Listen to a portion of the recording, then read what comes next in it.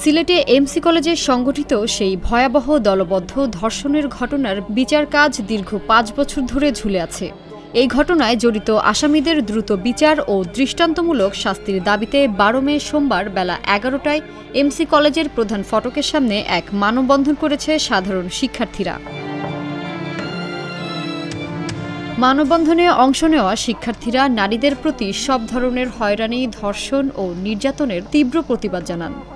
স্বামী স্ত্রীর যে ধর্ষণটা হয়েছে, আমরা মূলত এটার বিচারের প্রতিবাদেই আজকে এখানে দাঁড়িয়েছি। আপনারা জানেন এই ছাত্রলীগ গুন্ডা বাহিনী অনেক ধরনের অপকর্ম করেছে, অনেক ধরনের হ্যারাসমেন্ট করেছে, মেয়েদের ইপটিজিং করেছে। এই যে এত অপকর্ম করে গেছে, কিন্তু এই জুলাই গণঅভ্যুত্থানে প্রায় ৮ মাস পরেও এখন অবধি তাদের বিচার করা হইল না। এই বিচারের দাবিতেই মূলত আজকে আমরা দাঁড় হয়েছি।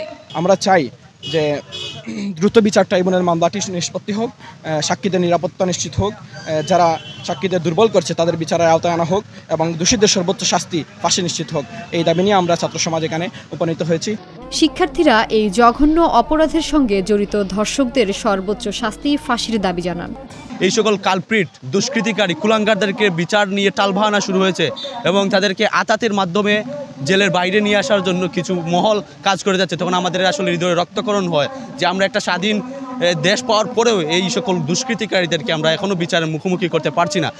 তারই ধারাবাহিকতায় আমরা আজকে এমসি কলেজের সাধারণ শিক্ষার্থীরা এই মানববন্ধনের আয়োজন করি এবং এই মানববন্ধনের আমাদের একটাই দাবি যে এই সকল দুষ্কৃতিকারীদেরকে, এই সকল কুলাঙ্গারদেরকে অনতি বিলম্বে বিচারের মুখোমুখি করতে হবে এবং দর্শনের সর্বোচ্চ শাস্তি যেটা ফাঁসি সেটা কার্যকর করতে হবে।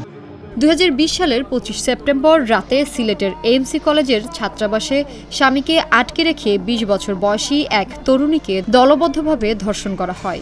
এই ঘটনায় ভুক্তভোগী স্বামী শাহপরান থানায় ৬ জনের নাম উল্লেখসহ অজ্ঞাতনামা আরও ২ জনকে আসামি করে একটি মামলা দায়ের করে।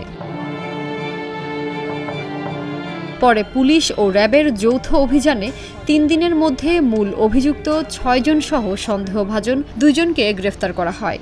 পরে আদালতে তারা স্বীকারোক্তিমূলক জবানবন্দি দেন। ধর্ষণের ডিএনএ পরীক্ষায় ৮ জন আসামির মধ্যে ৬ জনের সংশ্লিষ্টতা পাওয়া যায়।